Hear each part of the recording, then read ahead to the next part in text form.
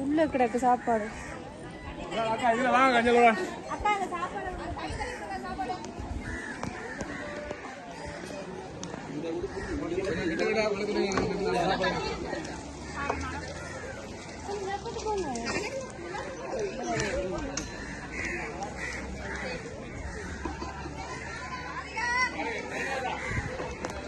గింజలు ఉడికేలా రైట్.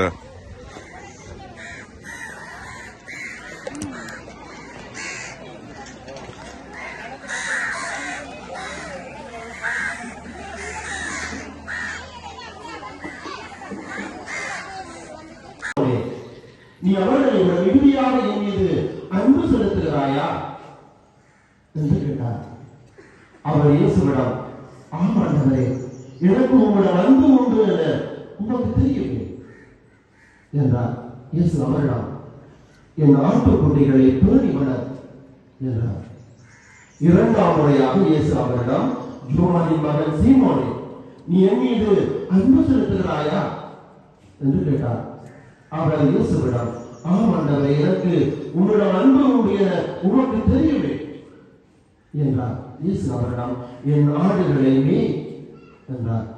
மூன்றாம் முறையாக இயேசு அவரிடம், யோவானின் மகன் சீமோனே, உனக்கு என்னிடம் அன்பு உண்டா என்று கேட்டார்.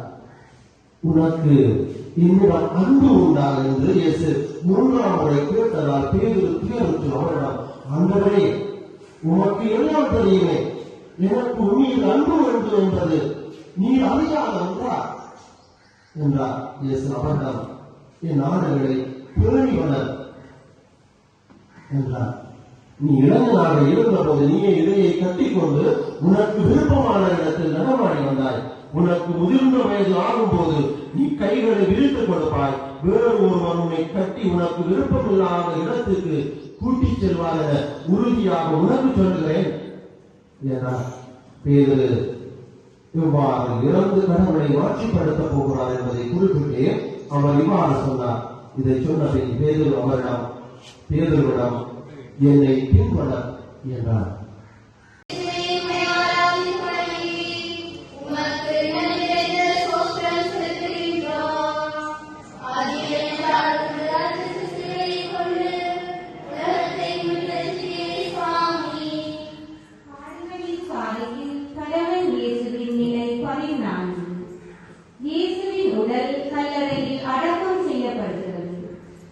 இவ்வுலகையே உருவாக்கிய உன்னதரின் மனிதனுக்கு உரிமையாக ஒரு கல்லறை கூட இல்லை. வேறு ஒருவருக்கு சொந்தமான நிலத்தில் இயேசு அடக்கம் செய்யப்படுகின்றார். விண்ணக அரசன் மண்ணுலகில் 6 அடி நிலத்தை கூட சொந்தமாக வைத்திருக்கவில்லை. அதனால்தான் உலகமே அவரை சொந்தமாக வைத்திருக்கின்றது. வாழ்க்கை எனும் நாடக மேடையில் இறுதி காட்சி கல்லறைதான்.